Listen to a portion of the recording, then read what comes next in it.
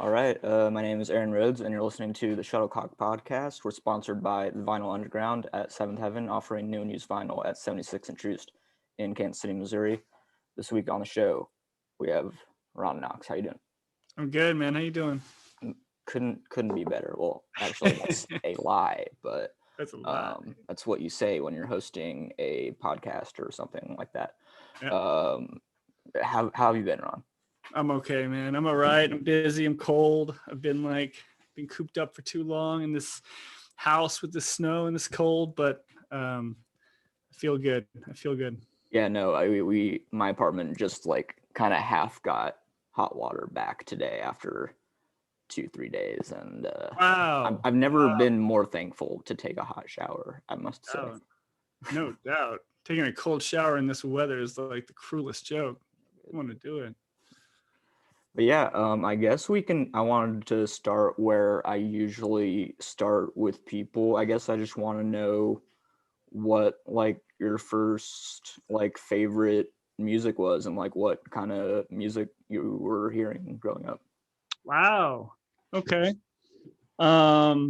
What kind of music I was hearing when I was growing up is different than what my first favorite music was. Yeah, But I guess we can do this you separately. know, when I was growing up, man, like I grew up with my mom, and it was just like what you would think of now as like, classic rock, like 70s, like 60s, 70s.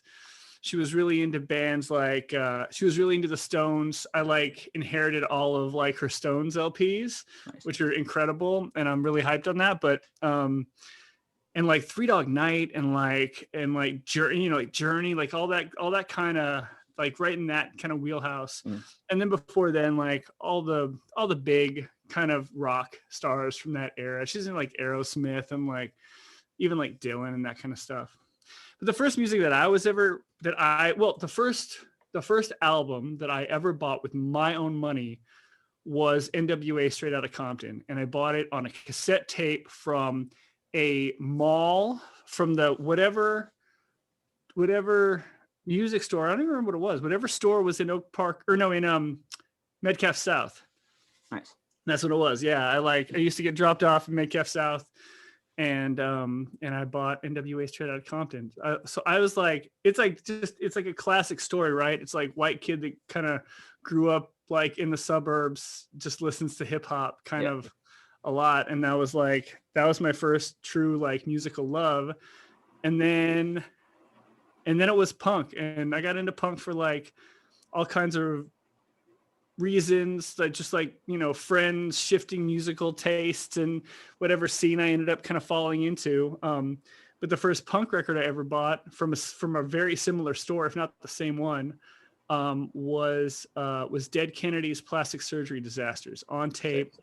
Yeah. I mean, yeah, what an intro, right? Like most kids go a different way, and I like got into the good stuff pretty quick. So Yeah, no, it's better than start. Oh, I'm not gonna talk any trash on Sum 41, but that's where I started, and hey, they're arguably better records to start with. But that's a and good. No, that's a great intro to yeah, that no, world. You just need someone to open the door, and then you can yeah. figure it out. But yeah, And no, it's funny. I guess you surprised me a little bit with the NWA tape, because I don't think I've ever talked hip hop with you really, at any length at least. yeah, that's true. We And haven't. but I guess I could have assumed that much, just as I think that's the way that a lot of white Jewish American kids go, is just like getting into rap at a young age for whatever reason.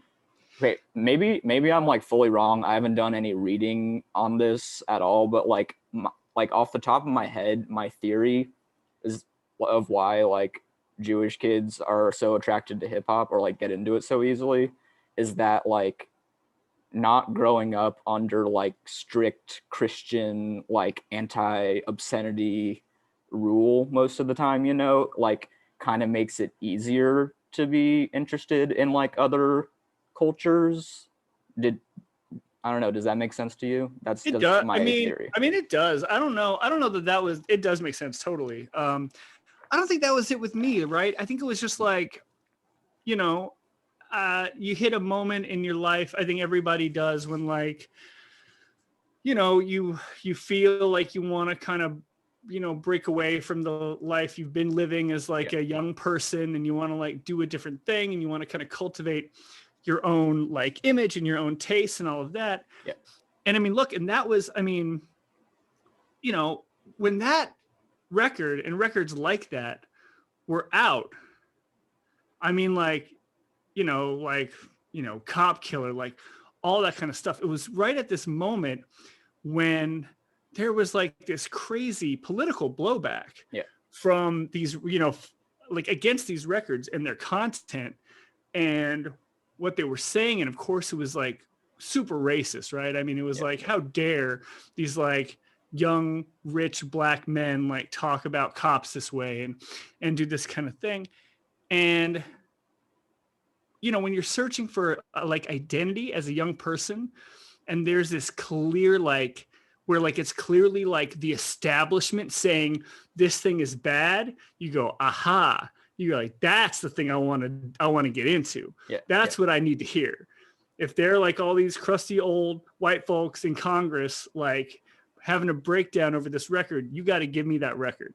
And then I'm going to feel amazing. And I did feel amazing. Oh my God. I mean, it was like, it like totally opened up this whole kind of musical attitude wise, like whole avenue for me. And that was I said, like, something has to open the door, I think, to people who get into punk later. That record, that NWA record was like opened the door for me. So then I could immediately, when I heard punk, I was like, I get this. They're angry too. And they're talking about cops too. It's literally the same thing, How far between the NWA record and the Dead Kennedys record was that? I don't know. A few years. A few years. I really got into Ice Cube. Really got into Ice Cube in particular. I still to this day have those 3 first Ice Cube records memorized, word for word, every song. Amazing. Yeah. Yeah. I guess I'm curious where each, like, your punk taste and your hip hop taste go from there. Like, what, like, kind of following artists you get into in each of those genres that were like important to you? Yeah, I mean, like I said, like those kind of early political like hip hop records, and like both coasts, West Coast, East Coast. I mean, so like, Public Enemy was super important. NWA was super important. Ice Cube, Tupac, like, and then like, I mean, it's not anything crazy, not anything. I wasn't like super underground about it. I was just into the big stuff, but the big stuff was incredible. Like, Illmatic was an incredible album. 36 Chambers was an incredible album. Tribe Called Quest was like, like wonderful, still is wonderful. Like in that kind of thing. So this wasn't like, anyway, I didn't get into it in a scene way like I did with punk. And then punk was like, where I was like, because punk is a scene place. It's not like pop music. Whereas like that was kind of the dawn of hip hop, like becoming pop music, like it really is today. So then with punk, I mean, I got into Dead Kennedys, and I got into kind of all the usual, like what you would expect, right? Like Sex Pistols and Ramones and Clash and like all that kind of mall stuff that you could get into. Yeah, but most of those bands were like already kind of done at that point. They're done. Yeah, they're done. I mean, I'm like studying ancient history. Totally. But then like, but I was lucky enough to like fall into this like crew in high school that like knew the good shit. They were like a couple of years older, a year older, couple years older, and they had mixtapes, and they were just like, here, check this out. And then I got into like, Propaganda and FYP and like, Quincy Punks and Blank 77 and all those kind of bands of that moment that were like big but underground, but like, underground like bands. And this was like just before like, like Green Day was on the radio, so like people kind of understood punk. It was just before like Rancid like hit really big and was on SNL and shit like that. So it was like this moment where like you could kind of, it was accessible for this moment. Yeah. Where you could walk into like any, and they were like, also, sorry, I'm going off on a whole thing here, but there were like 5 or 6 incredibly dope record stores, like within like walking distance of one another in Westport. So I could go to Groove Farm and then walk to Spiny Norman's across the street, and then walk up to Recycled Sounds, and then go down to Vintage Vinyl and go down to Street Side. And it was like, and in any one of these places, you could like just explore like a world of like of music that like, you know, maybe you're just buying stuff for how it looks. Maybe you're buying stuff for like the font that the band used to like write their name and whatever. But it was all worthwhile. And it turned, and like some of it was not so good, but a lot of it just, you know, turned out to be both incredible, like musically, like sonically, really interesting, and then also really formative. Yeah. And like that was like I was very, very lucky to have grown up in a time where you could kind of have that experience. Obviously, life's different now, but you know. Yeah. No, yeah. And I don't. Also, hold on. Am I the oldest person that's ever been on your podcast? No. No, dude, really? I'm certain. Okay. All right, fine. I want to name any names. All right, fine. All right. No, but no, and this is like a tangent that I don't think will even go anywhere. This is just like me speculating on something you just said, but like you say like, yeah, some of the records you pick up aren't great. And I just had the thought that like, and I don't know like how big the implication of this is, but like it's pretty rare at like in the year 2021 for someone to go into a record store and buy an album that they've never heard before, and like there's a chance that they won't like it. Like I think most of the time if you're buying vinyl, like you've probably heard at least 1 or 2 songs on it before, and you're probably going to enjoy that record. So like I'm just kind of, I guess I wonder like what that leads to, like music, like as in, I don't know, just like in the music world, just the fact that like people aren't listening to, like you don't get stuck with anything that you don't want to listen to really anymore. Yeah, dude, that's such a good observation. I mean, that's exactly right. You can test drive everything before you buy it. You know what I mean? Back in those days, like, so like a couple of things. Like one, there was a price point difference. Like vinyl records today are like they're a thing, right? I mean, like they're a thing. They're priced, you know, they're priced the way they're priced for a couple of different reasons. Some just the economics, they're pretty expensive to make and so on. But like, but a lot of it is just like, it's become like this consumer collectible kind of thing where it's like, you know, like $30 for an LP at a record store, like you don't even blink. You're like, yeah, that's just what it costs. Yeah. You know, back in those days, it was nothing like that. You're getting 7 inches for $3. No, I mean, everything was $3, $5. It was like, and you just had it in your pocket, you know, you just had it to spend. And so that's one part of it. The other part of it was like, it was this moment of like pure exploration for me personally, yeah, like musically, where I'm like, where it was like, just give me, you know, just give it to me. I don't care what it is. If it's like, if it like falls under this like big tent idea of like punk, and it's got a cool cover and it's got like some like political shit on it, or it's got like, or it's funny, yeah, or whatever, just what's $5? You know, it's either this or like extra value meal up the street at Mickey D's or whatever. So just give me the 7-inch and I'm cool.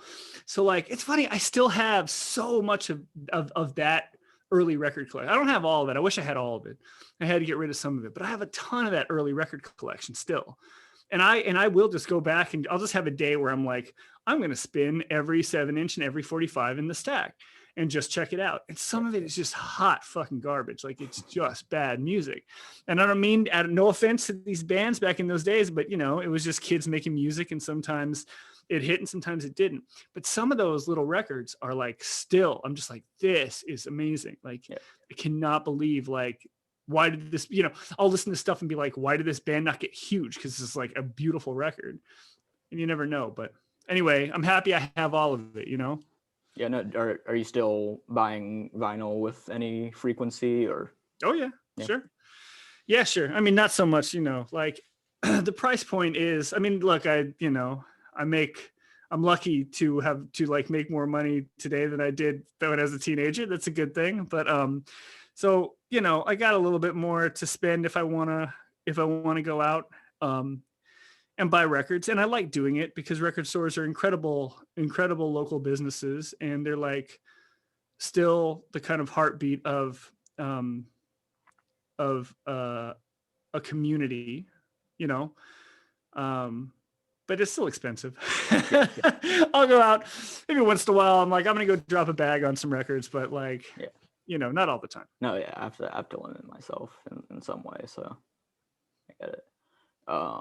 So yeah, I guess you know, you're talking about like getting into all these older punk albums. So when did you first start like going to shows and like kind of figuring out like what the scene was like in the early days for you?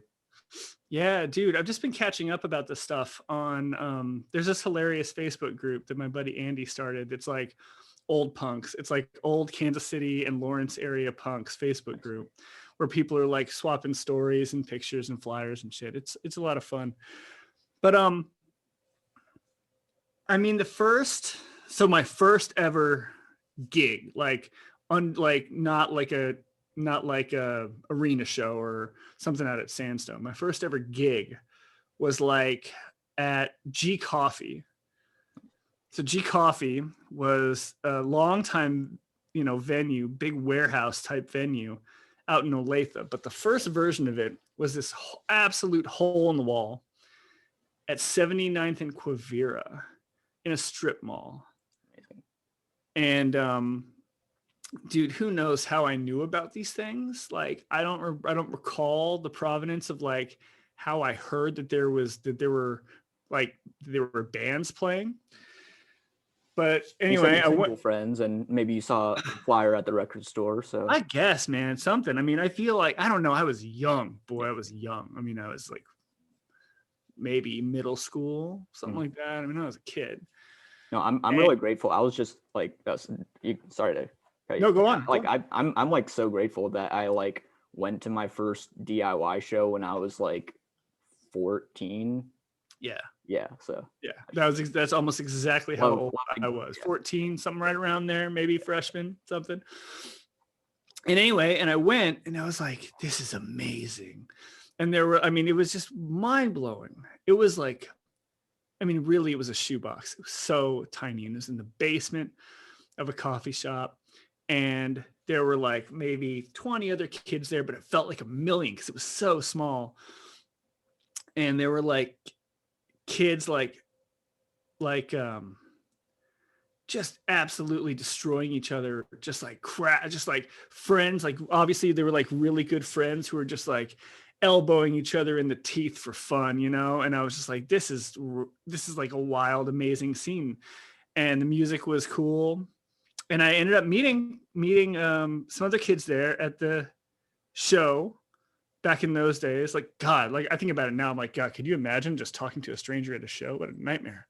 But like back in those days, you're just like, hey, you know, and they're still like my like really, really good homies. And I've been friends with some of those kids forever.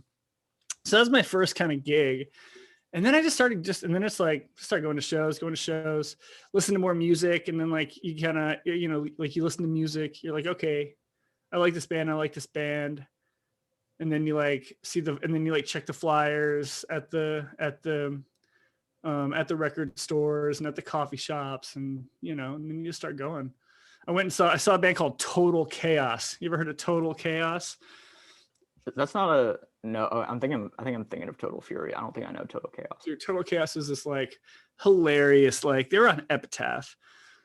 And they were like the fucking funniest band. They were like total like fashion, like imagine like the most punk looking human you've ever seen. Like a street punk thing, kind of. It's total street punk, yeah. Like perfect, like Liberty spikes that were like 18 inches tall, and like like precisely manicured leather jackets with like. I saw the casualties at Warped Tour. Like I know, Yeah. I know. It's like the casualties, but was yeah, it's like casualties if the casualties were like perfectionists. like, were you too cool for Warped Tour, or did you catch it? No, I was like too cool for Warped Tour. Fuck out of here. No, I was definitely at Warped Tour. 100%. I was at the first couple Warped Tours I went to, and then I was too cool for Warped Tours. But the first couple Warped Tours I went to, just like out in a parking lot. They're awful. They're hot as fuck and just like brutal. But they were amazing. But like, yeah, those early Warped Tours are very good shows.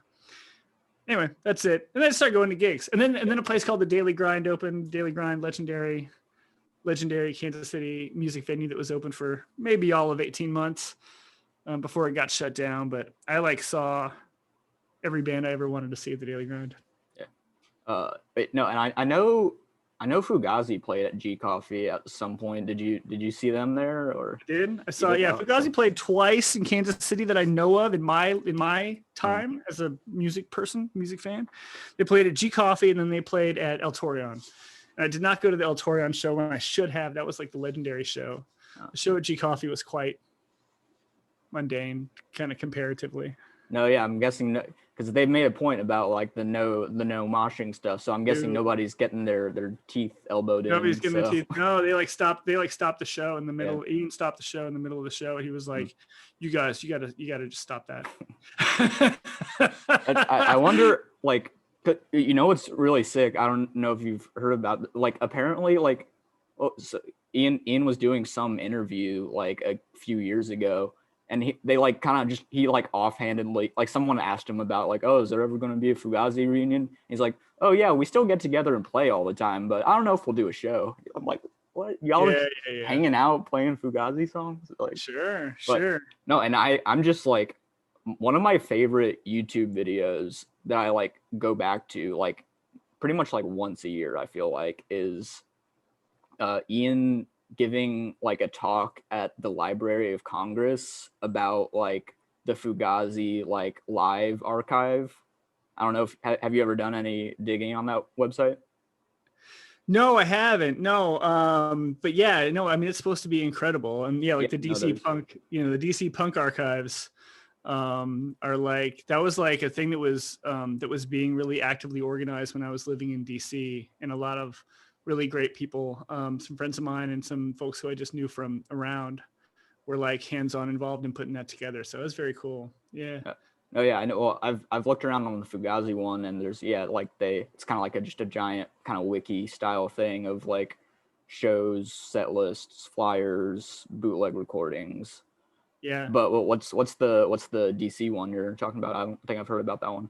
DC Punk Archive is this is not Library of Congress. This is and I'm sorry to conflate those things. Right. Yeah, no, this is like a DC Public Library initiative that was like how to archive and make available all of DC's kind of rich history in the punk scene, going back to kind of the early days, like first wave hardcore.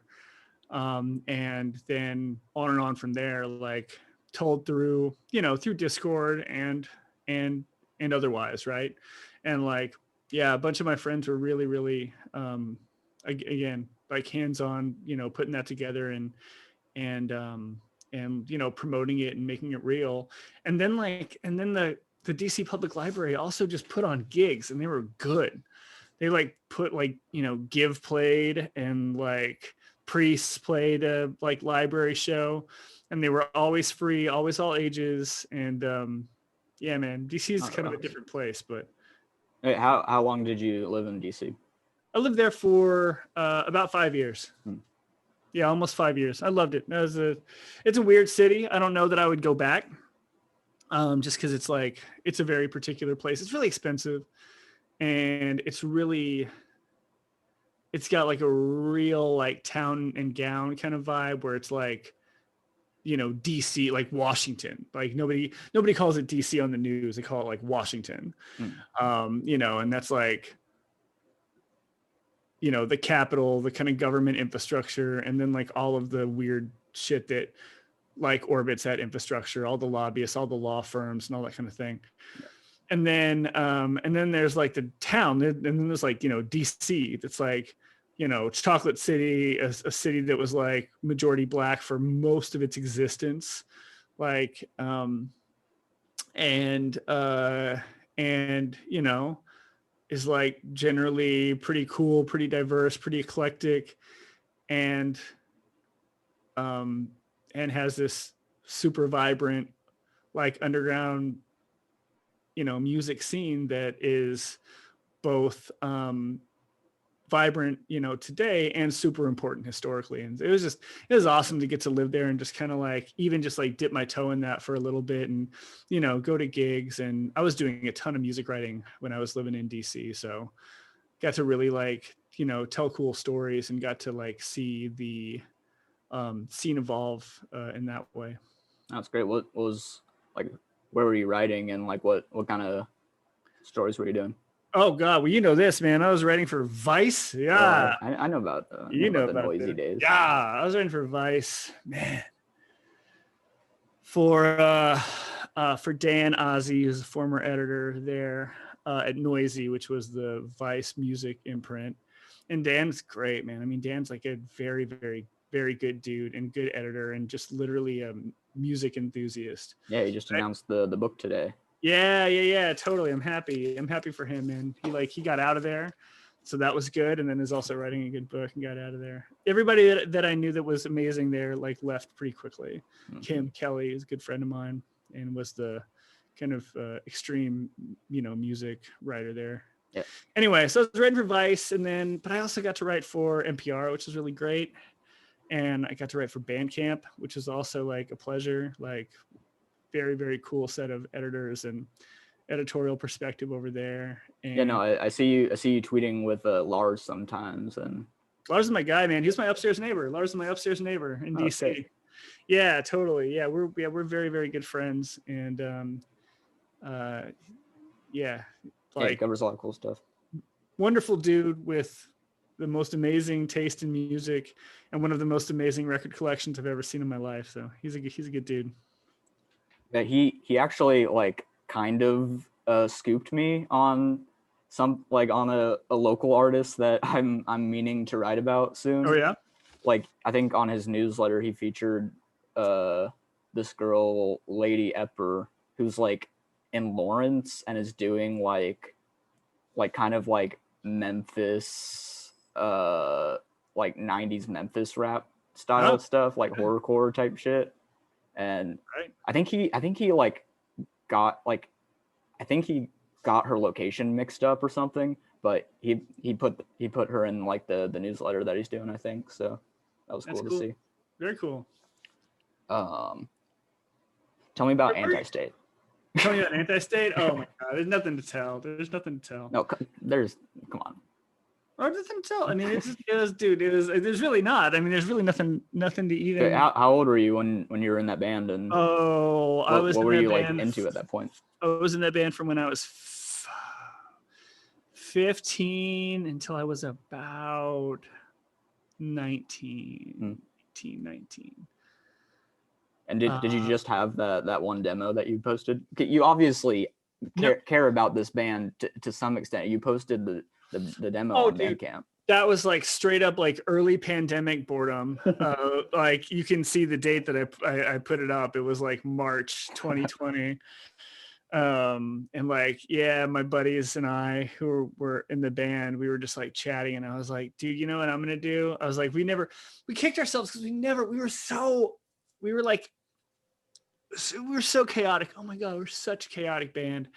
And like, kind of went through a couple different guitar players and recorded a couple times, and then just never like got our shit together to like put out a record.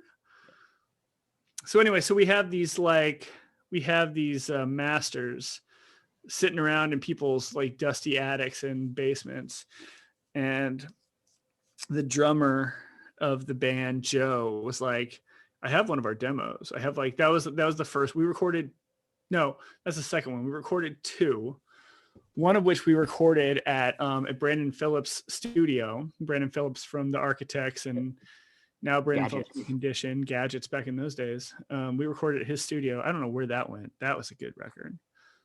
Anyway, and we were like, let's just put it up online. But that's really as much. I mean, there's really nothing to say. I mean, we just played gigs. We practiced in my, Joe's parents' basement. I mean, it was just a high school punk band, It was, go on.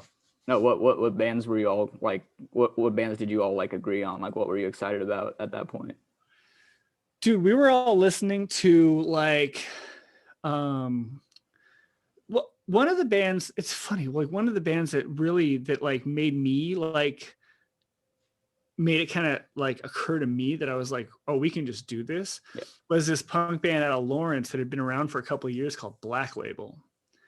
And Black Label, like, they were incredible. I mean, and they were, a few years older than us. Like I said, they've been playing for a while, and we caught them at a couple shows, and I was like, and they were from around, they're from Lawrence, whatever. They're like from around here. And I was like, wow. I was like, you can just do that. It's like, it was like, I don't know why it was like so eye-opening, but like, I heard a lot of local bands, and they were just kind of here and there, but I heard them and I was like, oh, that's good. And they like had a 7-inch out and had a tape out. And I was like, mind blown, The Black Label is really good, but yeah, I don't know if they were super influential. Matt, the guy in the band, and he passed away, but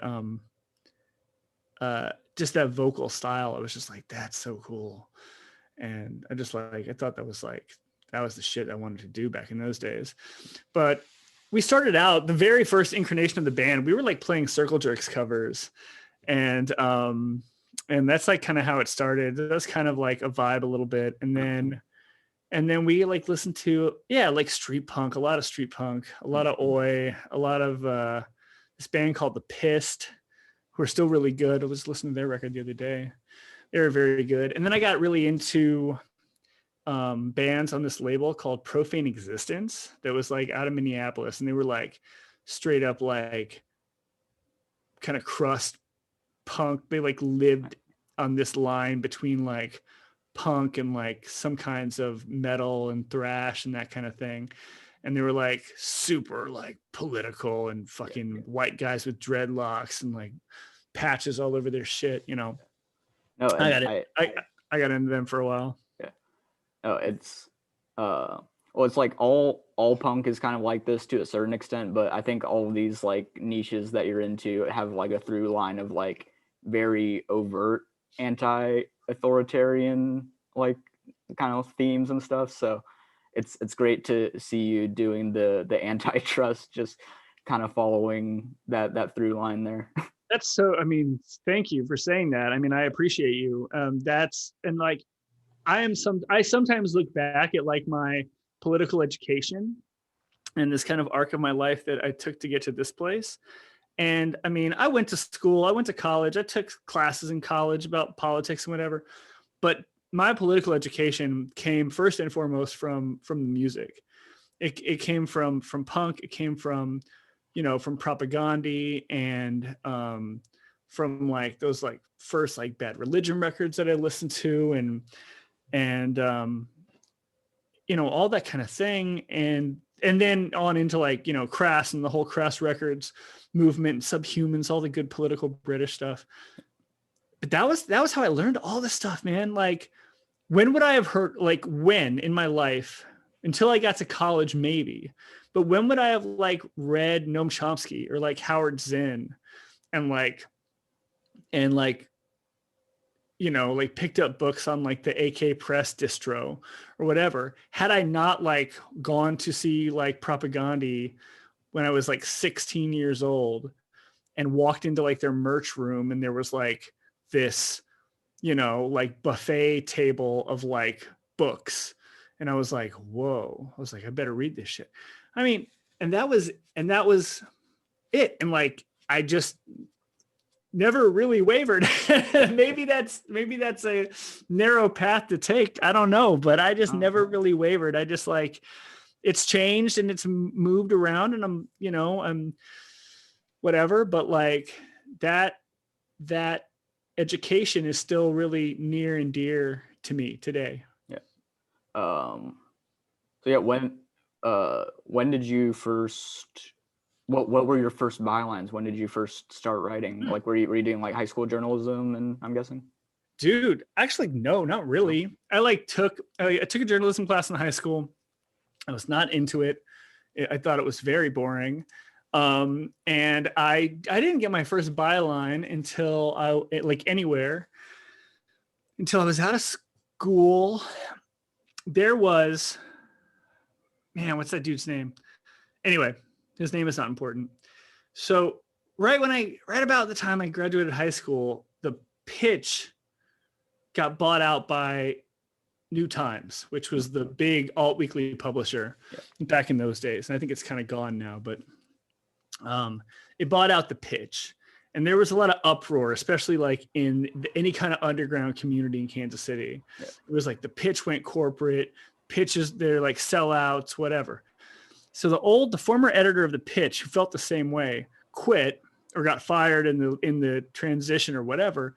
And he went and started this extremely short-lived alt weekly competitor called EKC.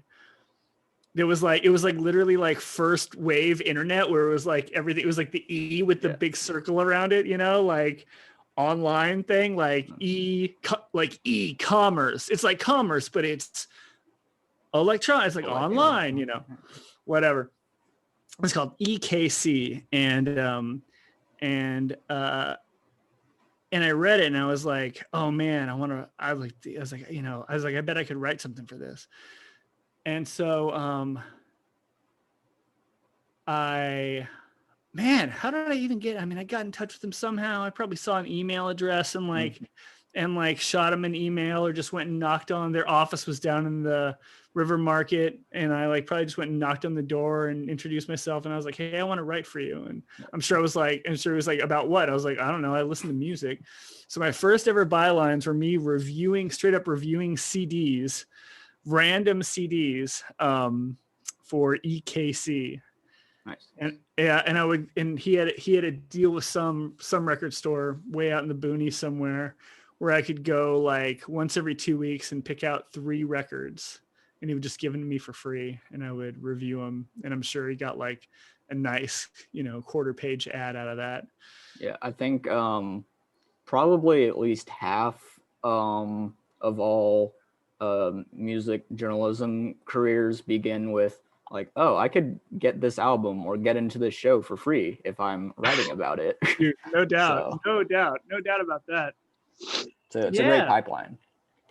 It's a very good pipeline. And yeah, I was like, man, my very first byline was music writing. And then I ended up doing some like longer features for EKC, which was like my first real feature writing. And then I wrote some random longer features for like tattoo magazines. It was total chaos, man. It was just like the most random shit. Like I would just like see a magazine on a newsstand and be like, oh, they had, like some article would catch my eye, and I would just like write them and be like, hi, let me write for you. With like no like portfolio, like nothing, just like, yo, let me write for you. You don't even have LinkedIn yet. How are you getting work? Right. I had no Twitter. I was not verified anywhere in like Meet Space or online. I was unverified human. And luckily enough, they let me write for these places, and I got some work in. And then wait, are you writing about music for the tattoo magazine, or are you talking to people about their tattoos? Dude, I like literally wrote, I was just like, it was random. I was like, there's like a tattoo convention coming to Kansas City. Let me write about it, And it was like just it was just Gonzo style. It was just like me showing up and like taking random ass notes about bullshit. Yeah, so like, this guy's he's doing some pretty cool skulls. That's cool. Check this guy out. Yeah, exactly. I was comparing the. Are you even tatted, Ron? I don't know if. Yeah, no, I don't have any tattoos at all.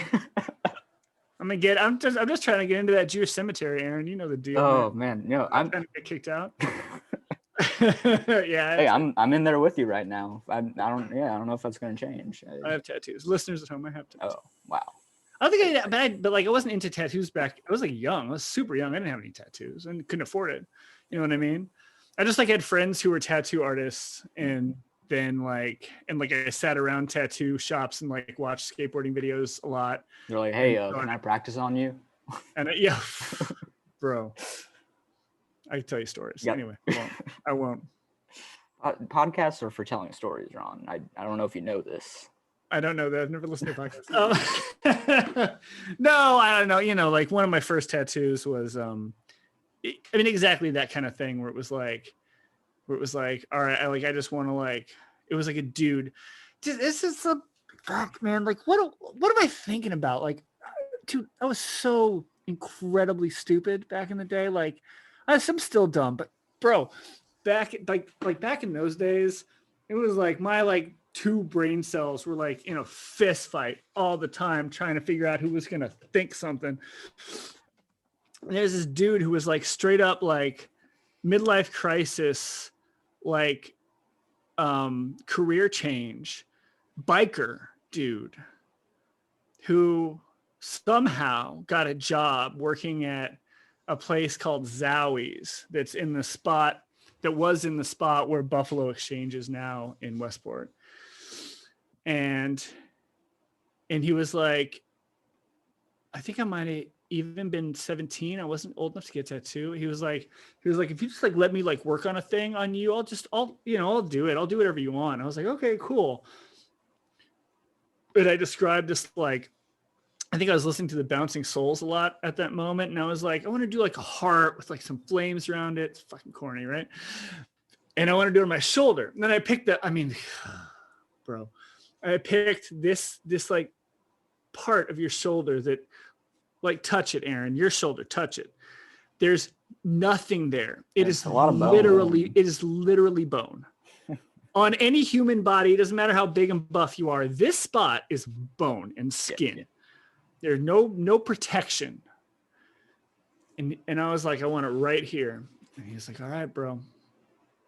And I sat in his chair and he fucking cranked up like Pantera level, like whatever it was. I don't remember, but it was like floor stomping, fucking like probably like low key or high key racist, like crazy metal, like fucking trucker metal.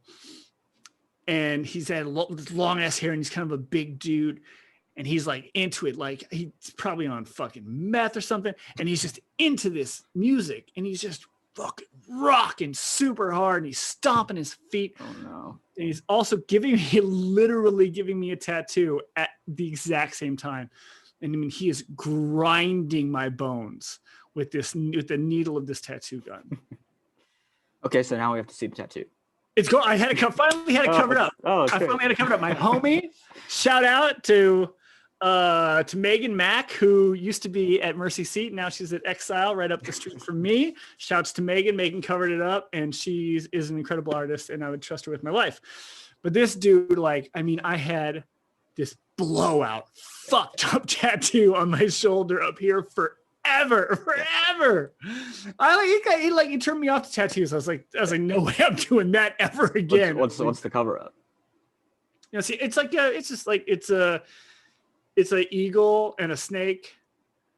That's it. But it's very beautiful. It's like an eagle catching a snake. It's like this kind of good versus evil classic. Yeah, the Mexican flag. Mexican flag. Yep, yeah. You got it. Same thing. Yep, I got my snake. You're a half Jewish, half Latino, right? That's right. No. It's just a nice design. Yeah. She did a wonderful job and it's all covered up. Yes. So yeah, you're doing music features and stuff. I guess I want to know when you make the jump to doing kind of more like serious political antitrust type stuff. In college.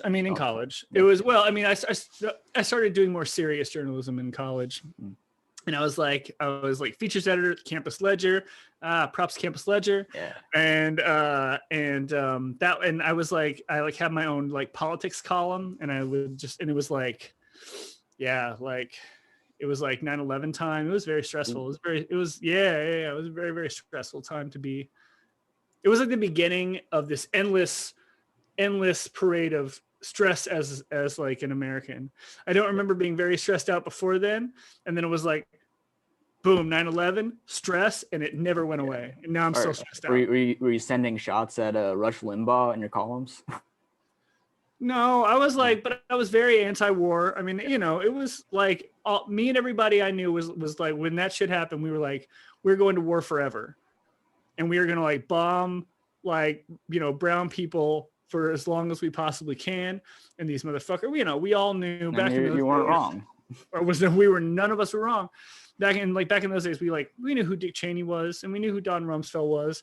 And these were like oil guys and war guys. And it was like, bro, you know how this is going to go down for eternity.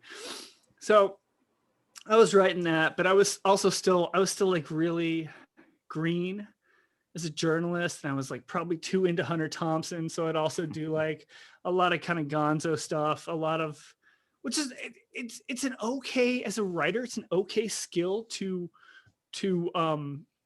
have and to foster, because like you do get a feel for what it means to write narrative style and to do like observational journalism rather than like phone to your ear, pen and pad type journalism. It's a much different skill, like going to a place, observing the world around you, writing it down, building it into a story, making it interesting and making it colorful. And that's like kind of what gonzo is. But anyway, I was still just like super rough. But then once I got to KU, that's when it was like, all right, we got to get serious. And it's funny. I mean, it's funny because like, I'm like I said, you know, like I grew up in the punk world, and like politics are like just inherent to it. Like, it's just like literally woven into the fabric of the music and the culture. And then you get into journalism. And if you really just want to do real work at a newspaper ass journalism, it like strips all that out of you, or like muffles it. Yeah, Ron, you have to be objective Journalism, right? You have to be objective. You can't just, you know, like now I look back and I'm like, what the fuck was I thinking? Because it was like a charade. I mean, I was like literally just like kind of half like, you know, play acting the whole time. I'm sure some right-wing person will listen to this and be like, I knew it, they're all liberals. But like, no. Anyway, half of being a student journalist is being like, what am I doing right now? What? No? Yeah. It was like an out-of-body experience. It was like, I'm like, I have to write this and like shoot straight. I'll tell a little story and then I'll move on about this. But like, I was working after school. I worked for the Star for a while, and then I got, that was like a kind of part-time gig, and I needed a full-time real job. So I moved down to Joplin, Missouri, and I worked at the Joplin Globe. And then I came, and I was down there for like not long. And then I got an offer to come back up to the Lawrence Journal World, and where I moved and where I worked for a couple of years. And Richard Dawkins was like a huge character in like the world at that moment, right? Like, and there was a ton of debate in Kansas about like whether you're going to teach evolution in schools. And so KU would always have Richard Dawkins come and speak, and he was like, you know, he's like the kind of poster boy for atheism and for evolution and science and whatever back in those days. And so I would like, I like worked the night shift, and I was like, inevitably I would get assigned to go cover this speech, and I'd go and I'd write about it and whatever. And then I'd go to file my story, and it was always like, well, you know, you have to have a comment from the other side. And I'm like, the other side of what? And they're like, the other side of the debate. The debate about what? The debate about evolution. And I'm like, you fucking expect me to call somebody who doesn't believe in literally evolution and put their opinion in this newspaper that people are going to read for the news? And they're like, yeah. So, all right. So I have to like call some, you know, whatever, some like, you call up Westboro. You're like, yo, dude, I mean, it might as well have been. So anyway, it was a weird experience, and I was very happy when I got into writing about monopoly power and about antitrust, because I found it to be much more of a natural fit.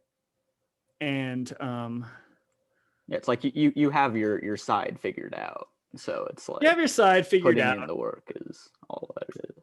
Yeah, exactly. Like you have your side figured out. Everyone's still, like, people are obviously still trying to get their various opinions in your stories and so on. And some are correct and some are not correct, but that's okay. But anyway, it was just a better fit than having to do that kind of stuff. Yeah. Where I was like, I didn't feel good questioning literally evolution in the newspaper. Weird thing. What are your first, like, I guess, publications, but also, like beats, assignments for the monopoly antitrust stuff? Yeah, I mean, I got into it because in Lawrence, I was covering cops and courts. And so I kind of, I sat in on a lot of trials and like did a lot of that kind of thing. And then after I left the journal world, I did some work for Bloomberg, and also covering white collar crime. And again, like a total like morality play, which I loved. I was like, these people are criminals, scum, And I covered the federal courts. And then I moved from there. I moved to London. I'm going into the whole story, but I moved to London and I didn't have a job. I was very confident at the time that I was going to just move over to Bloomberg London, like it's the same place. And I like showed up very confident in like a sport coat and a tie, and I was like, "Hey." I did a big interview with the editor over there, and at the end of the interview, the editor from Bloomberg was like, "Wow, you don't know shit." And I was like, "Oh." I was like, "You mean?" I was like, "About what?" He was like, "About British law and regulation." And I was like, "Oh yeah." So I didn't know anything. So he told me to go somewhere else for a while and then come back and talk to him later. So I was like jobless in London for a while, which was very stressful.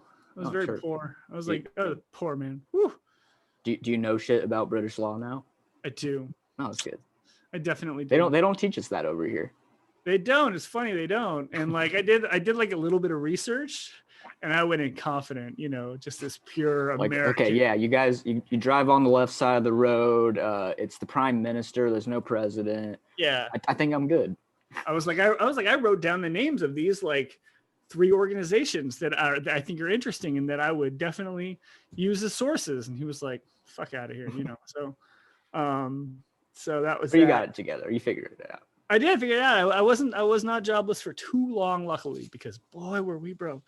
You weren't just sitting around on the dole. You weren't. I was not on the dole. They would not let me on the dole. Maybe if they let me on there, I'd still be sitting around. No, they wouldn't let me on there. Yeah, so I got a job with a magazine that covers antitrust law, and I was like, eager beaver. I was like, sure, let me.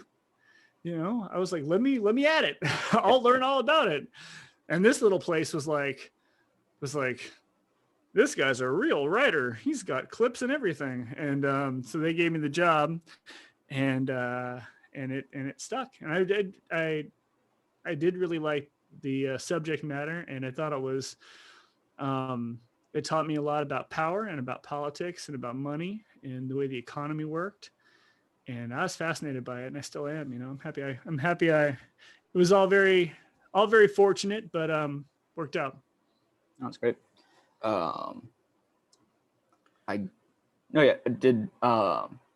Did you interact much with the British, like the music scene when you were in London? Like, because I was scrolling through some of your bylines, and I saw you did like the UK punk roundup for Noisy at one point.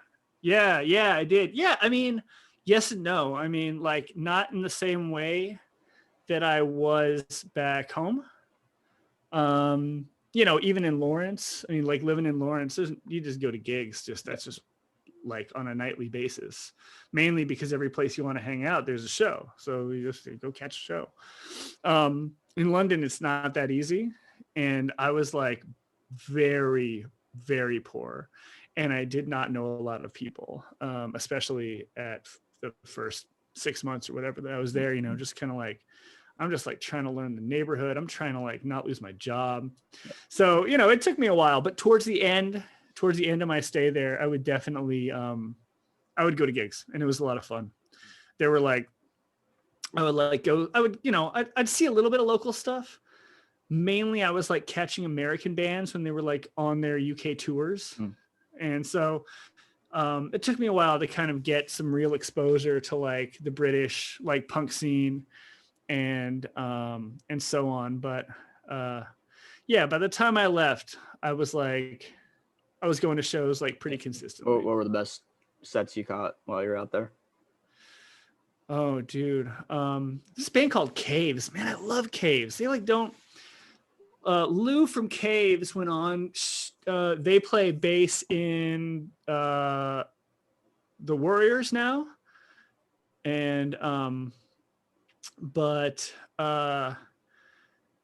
they sang and played guitar in this band called Caves that is absolutely phenomenal. Like that, like perfect for that time, that moment in time. It was like very like, you know, fest style, Ladderman style, like big hooks, like sing-alongs, like that like lovely kind of punk that I'm still very, very fond of. So I caught Caves a few times, but like I saw Coalesce on like their UK tour, like play the World's End, and man, I mean they just absolutely shredded. Like I've seen Coalesce many, many times, but that was like a very special show. That was cool, man. I don't know. And then I saw some other like more low key stuff. I saw a dude named William Elliott Whitmore, who was you know Will. Yeah, he's a friend of mine, and he came through when I was living there, and you know, like you go see him in Lawrence, and he's just driving just down the road from Iowa. And he'd come and he'd play the Jackpot or the Bottleneck or wherever. And, you know, there'd be a good crowd there. It'd be 50 people or so, nice crowd, but like wouldn't sell out a place. And it was pretty low key. And then he played London, and he played a place called, anyway, it doesn't matter. Big venue, big-ish, 300-400 people. And I mean, it was packed to the walls, like throbbing, packed. To see Will, and I'm like, wow, it just blew my mind. I'm like, oh yeah, like A, London's a very big place, and B, like, you know, it's like a rare gem just coming over for like, I don't know that he had ever toured the UK before. So he shows up, and I mean, it was just wild, man. And he's this Will back in those days was drinking, and just one of those shows where like the bartender like gives the dude performing like a whole bottle of Jack Daniels, because that's like the swill they like had over there that was like American. And Will just like, and you know, Will's shtick is like, you know, take a drink and then pass it to the person in the front row and have them pass it on. And it was just wild, man. Wild nights. There are very cool shows over there. There are also shows I completely regret missing. Like I could absolutely kick myself. There was a show right when I first moved there, like maybe 2 weeks after I moved there. British Subhumans were playing at like some little venue, and it was kind of like their farewell tour. And I didn't go. I was just like too weirded out by the city and too like broke and too anxious, and just didn't go. I saw Subhumans with MDC at Davies Uptown like 5-10 years ago. I think my dad would have taken me. It was probably closer to 10 years ago.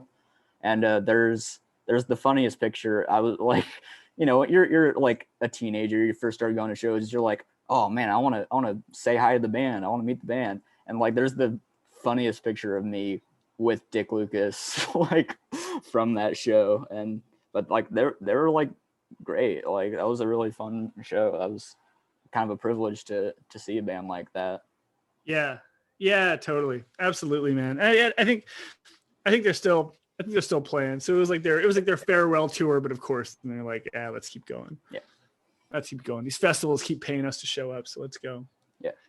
So how are you doing? By the way, how are you doing? I realized that, like, like we're talking about all this, and I'm like, man, I'm like, Aaron is a dude that, like, I mean, I know you have a crew and you have friends and whatever, but you strike me a little bit like me and like Farah, like some other people I know who are like, part of your like social life is literally just going to gigs. Yeah. And it's showing up with like a camera in your hand or a notebook in your hand, and it's like interacting on that level. And like that's been shut down. I mean, for like, I feel like you're like like you're part of like the music industry economy that's like just cratered with the pandemic. Like how's that been for you? How are you feeling? I mean, I'm getting by. I'm doing fine, but like the social aspect of it is what's the roughest for sure. And I'm doing my best to keep in touch with everyone and be chilling. But no, I can't say it's been fun not having that for a year. Yeah, man. Definitely. I mean, there was a time when I was really doing a lot of music writing when I was in DC, where I was like, if I didn't, it was like my ticket out. It was like my ticket out into the world. And it was like my my notebook in my hand was like my passport to like go to go like literally talk to strangers at a gig, which again, like I would never, God, can you imagine? Like what a nightmare. And to this day, there's like a part of me that I'm just like, man, maybe I should just go write about a show, but I've kind of moved on, past that. But when that's taken away, man, I'm sure that's not easy. Yeah. No, and I wanted to bring this up. I think the last show I saw you at would have been the Menzingers at the Granada. Does that sound right to you? Yeah, I think so. I went to a few gigs. After that, but I don't think I saw you. Yeah, I saw you at Menzingers. Yes. What was your last show? Oh, my last show, man, saddest show. I mean, it wasn't sad; it was amazing. But then it was obviously tragic after that. I went to the Fountain City Ultras season kickoff show for Sporting KC. Oh, nice. At Davies Uptown in probably mid-February. I don't remember the date. Mid-February 2020, and it was a really good show. Uncouth played and a bunch of other bands, and it was super fun. And then 3 days later, Davies burned down. Yeah. And then COVID. And it was like the most tragic sequence of events after that very enjoyable gig. Yeah. So anyway, and then right before then, I went and saw the anniversary show with not Full Get Up Kids, but with Matt Pryor up in Lawrence at the Bottleneck, and that was like, boy, that was like a family reunion, man. There's nothing like that. That was incredibly enjoyable. Right. And that was probably the end of January. So got a couple good shows in before it all shut down. Yeah. I guess you kind of mentioned this a bit before we started recording, but through your antitrust stuff, you do end up getting a little bit back into music stuff at some points. And I think a story you had some like in the last few years was the Songkick Ticketmaster thing. Yeah. Oh yeah, boy, I have to refresh my memory. Yeah, man. Yeah, where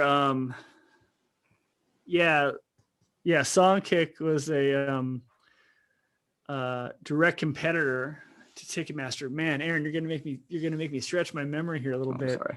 No, it's okay. It's okay. I should know that I have to refresh my memory about this stuff for this bigger story that I'm working on at the moment that I mentioned. But yeah, the story goes, as I recall it, you know, they're competitors. They're like a real competitor in the event ticketing, you know, market. Yeah. And Ticketmaster, as we all, I mean, I don't have to explain Ticketmaster to anybody. They're like Yeah. literally the world's worst, like bad actor, like Monopoly. Yeah. Like literally able to like tax every single user of any of like Ticketmaster services on earth, and they do it with impunity, right? So Songkick was a smaller company, and maybe Ticketmaster tried to buy Songkick at some point, and Songkick like didn't, like kind of refused to do it. And anyway, so Ticketmaster ends up hiring these like two former engineers, like software engineers for Soundkick. And allegedly these two former Songkick employees end up kind of stealing a bunch of like Songkick's old like proprietary like data, allegedly, and giving it to Ticketmaster so Ticketmaster can like replicate these services. And so Songkick sues Ticketmaster, and so Ticketmaster, like literally big, powerful, incredibly wealthy Ticketmaster, owned by Live Nation, by the way. Live Nation is majority owned by this massive company called Liberty Media, that owns Sirius XM and everything else. Part of this massive conglomerate.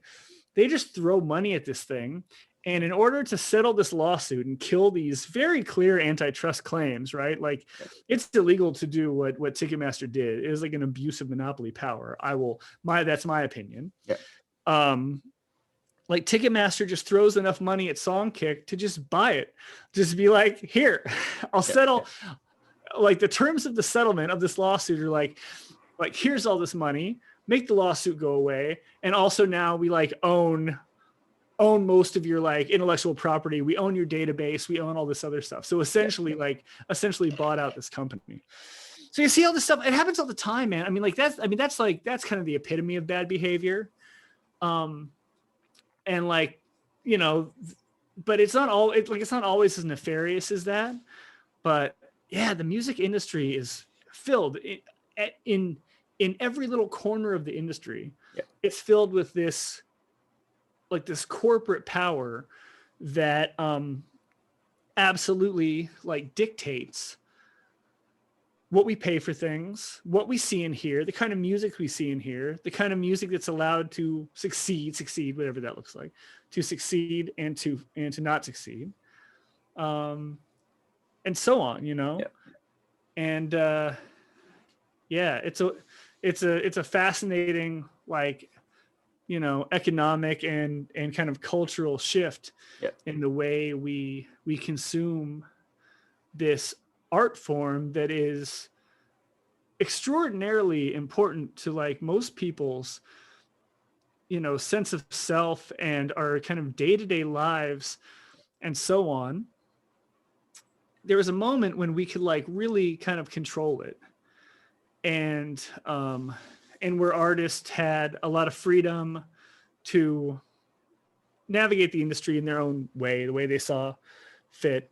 And, you know, you go out, you sell a record, some money goes to the publisher, to the label, to you know, whomever, but some money goes right into the artist's pocket. And that's a good way to do things. And that's, you know, that seemed to like work for the industry for a long time. And there was a lot of real diversity, and a lot of different sounds kind of would rise to the surface and become popularized that way. And now some people still buy records. Not a lot of people still buy records. The industry is making a lot of money now again, but all that money is going to a different place, and it's not coming back down to the artist. And through all the means, that's because of obviously streaming, right? Versus like digital media purchases and physical media purchases. But it's also because of the narrowing of avenues in radio and, you know, airplay that way, Live Nation's control of venues and live music, promotion, and so on. So suddenly, as an artist, all these ways you were able to make money and to kind of continue your craft are gone. So now either you are like, you can either work a day job and then also maybe be a musician if you have time for it, which of course is not a great way to like grow your craft and grow your art and promote your music and all those kinds of things. Or you don't, or you just say, well, I'll just go do something else with my time because I can't do this. I only, we all love this stuff, but we only love it so much. And then at some point we gotta make some money. So anyway, sorry, I kind of went down a path there, but that's all. Like I think there's plenty of people that are into music that don't give that stuff a lot of thought. So I'm happy to let you evangelize for a minute. It's tough, man. I mean, I don't blame anybody for having a Spotify subscription. I do not believe that we can consume our way out of these kinds of problems, these kind of structural problems. We can't. That's a myth. Yeah. Capitalism wants us to think that we can, that like we vote with our dollars and so on. But it only goes so far. It only goes so far. And it's not that Spotify is a bad service. It's that its model is bad. Yeah. You know what I mean? And its model is bad because it has the power to make it bad. And because it's cutting deals with other extremely powerful entities like the big three, record labels and Merlin and so on. Yeah. That is very advantageous for those labels and for Spotify, but not so for the very people who actually make the music industry a real thing. Yeah. And those are musicians because they're seen as expendable. And unless you're Weekend, Taylor Swift, Bieber, whatever, you're just, fewer and fewer artists can make their living on their art at this point. Can make a real living. So here's the example. So check this out. This is mind blowing. I'm burying the lead an hour and a half into this podcast. Seven artists on Spotify, set literally the number 7, make about $500,000 a year just from Spotify, right? 99% of all of the rest of the artists on Spotify. Now there's also this kind of very narrow little like middle class that makes up the 1%. 99% of artists on Spotify make an average of $25 a year from Spotify. Yeah. I mean, this is literally, people like to, it's a little bit of a hyperbole, like the 1% versus the 99%. This is literally 99% of all artists on Spotify make $25 a year. Yeah. This is, and it's the main way people consume their music, through Spotify or through YouTube. And YouTube's even worse. YouTube pays nothing. I mean, literally the smallest like penny fractions you can imagine. Yeah. And it's funny you say penny fractions, but that's I think, is it David Turner's newsletter that I think I sent you a while back? Incredible newsletter. He's incredibly influential to me. He's the dude that's at the like leading edge of all this stuff. Yeah.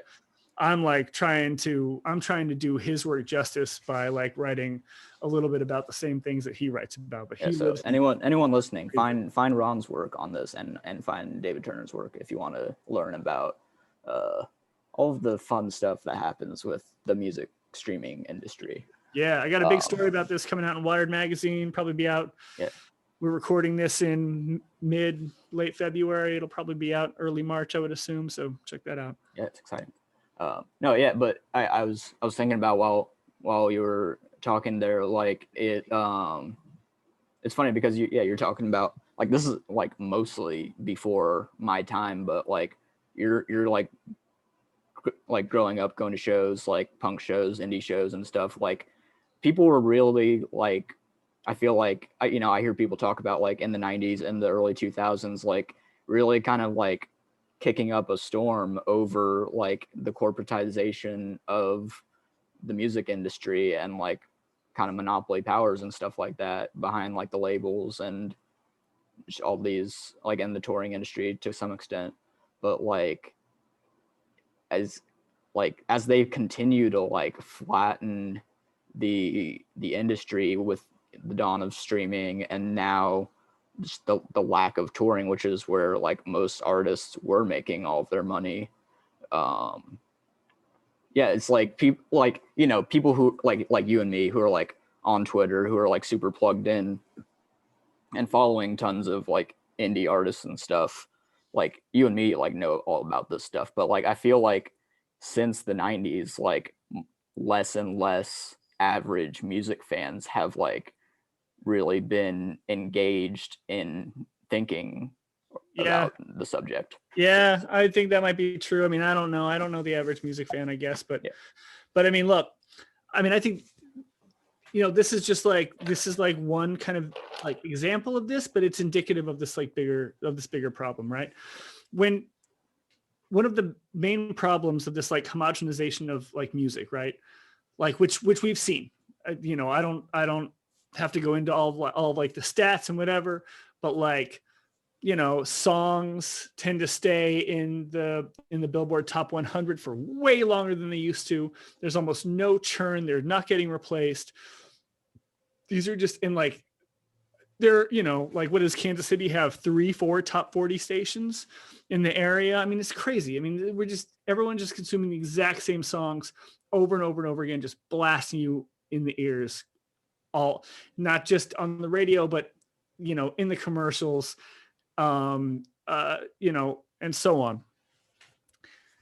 Back in the 90s, even early 2000s, you heard different sounds. Maybe it's still like top 40, but that top 40 was comprised of different things. It wasn't all pop. It wasn't all hip hop. It was like, you know, it was, even if it, like, as corny as the stuff is now, and I find it very corny looking back on it, but like start from like the grunge days, right?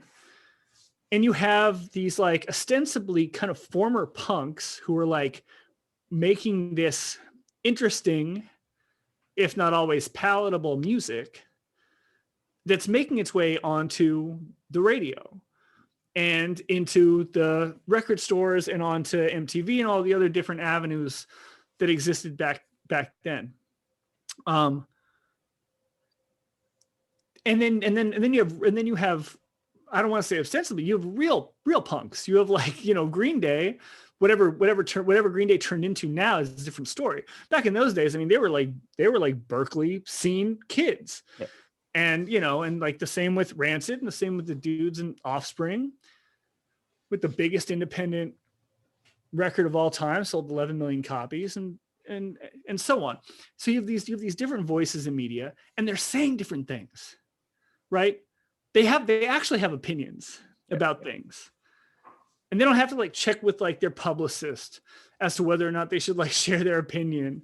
They don't have to like, it's not like, you know, Taylor Swift, it's been like a megastar for, you know, 15 years and then finally like let the world's like smallest opinion seep out into the world about things. You know what I mean? They're like kids. They were just like, this sucks. Major labels suck. All this fucking corporate radio. Fuck this stuff, man. I don't want to listen to it. It's terrible.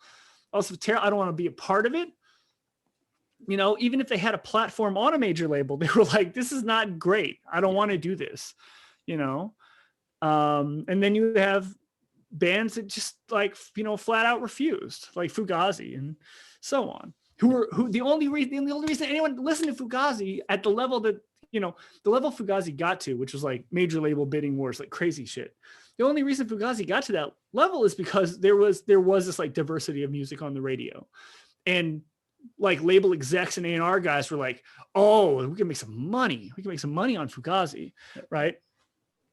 But so you have to have the diversity of sounds and artistry out in the world, in popular music and popular culture, if you're going to be able to like, if you're going to have the platform to push back against like this corporatization of music and of music culture. Without those voices, it's easy for the average music fan today to not worry about it, not even think about it. And they're like, you have this illusion of choice on Spotify where you're like, oh yeah, I just put on a playlist. Oh yeah, guess who made that playlist for you? Spotify, major labels, Merlin, whatever. Yeah. You didn't pick that, playlist. This is like algorithm shot this like playlist out to you. Yeah. Because there's some like payola involved or whatever it is, So anyway, that's kind of my take. Like, I don't blame anybody. This is like a whole structural problem. Yeah. And the reason you could really have a lot of pushback and a lot of kind of, I don't know, grassroots activism around corporate control of the music industry back in those days is because you had good champions for that. Yeah. That had a big platform to make a lot of noise about it. Well, I'm happy can I take a bio break real quick? Yeah. Thanks. I'll be back in like 2 seconds. Do it.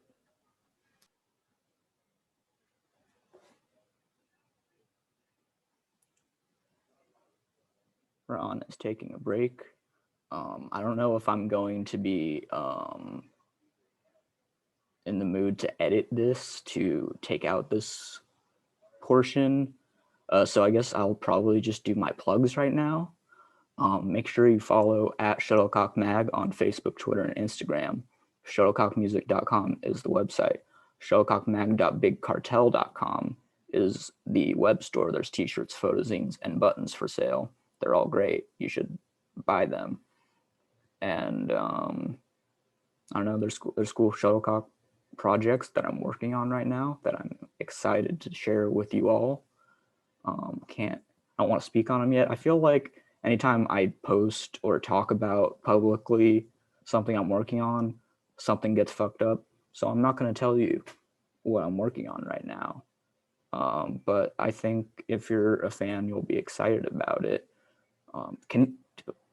Imagine being the type of podcaster that just like solo talks to people for an hour. Like, well, I know Mark Maron interviews people, but he kind of just goes off for a minute sometimes. And I honestly don't know how they do it. So salute to anyone who is good at doing that. I hope everyone listening is having a decent enough time out there. It's very cold, physically and mentally. I'm fully rambling now, but I'm dedicated to not having to edit this before I post it. And here comes Ron. Ron is back. Don't worry, Ron. I did my plugs and kind of rambled for a minute while you were gone because I don't want to edit this. And now you're back. I had to go, man. I've had too many bevs. No, I'm in the same boat. I was drinking coffee, water, and then I had my first beer, and I'm like, ooh, first beer time. First beer, yes, cheers. Sir. Yes, sir. Thank you. Cheers, man. I got my Arizona tea here. Arizona tea, yeah, my guy. All right. Yeah, we're wrapping up music industry lamenting right there. Music industry lamenting, yes. Oh, by the way, I wanted to just personally ask you, did you enjoy your BBC World News appearance? Oh gosh. How was that? I loved it. I really did. I was so, oh my God.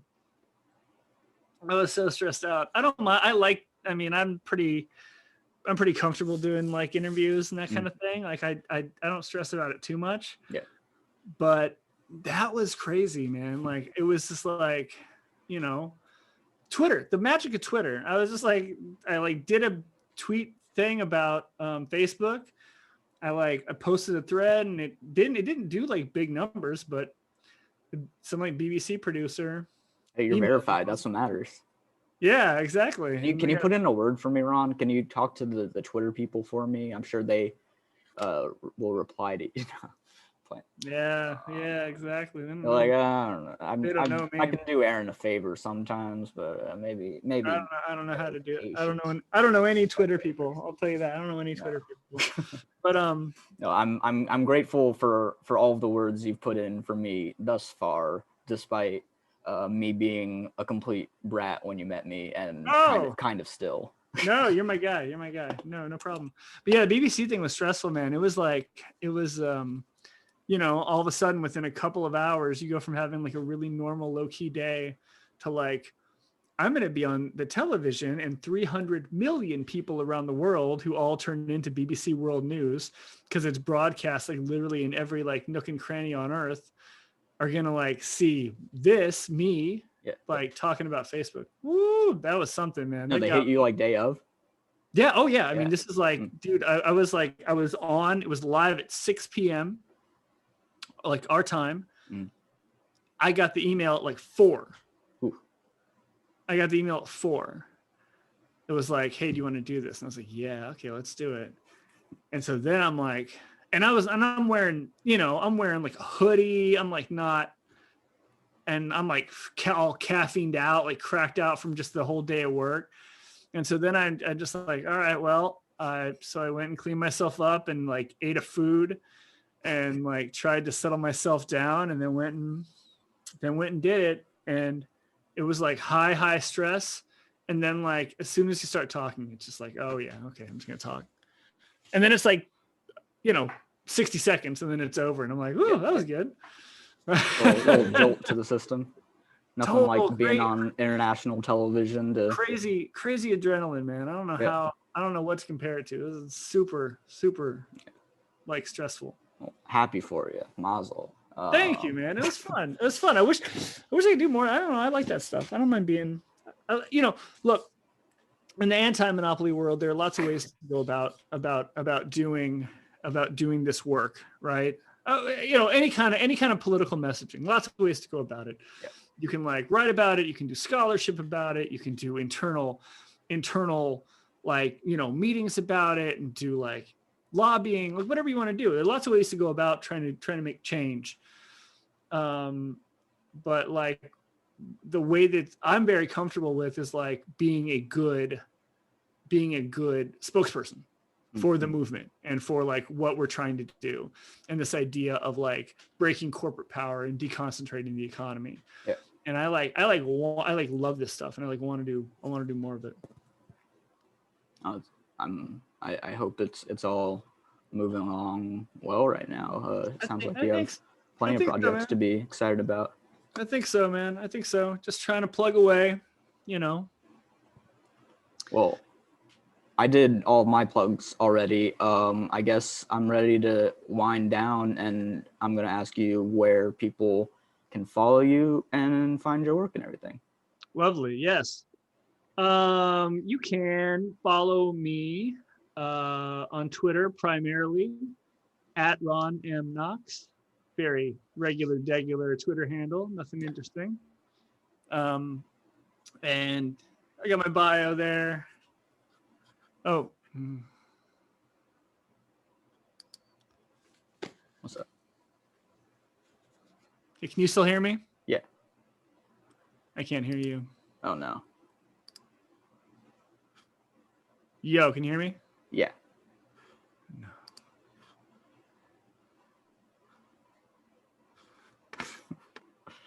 I'm glad this is happening at the end here. This is good.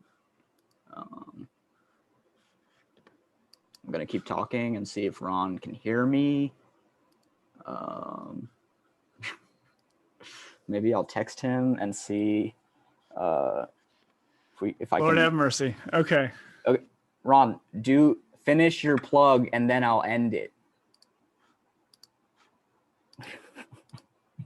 Good Lord. All right, there we go. I got it fixed. Oh, you're back?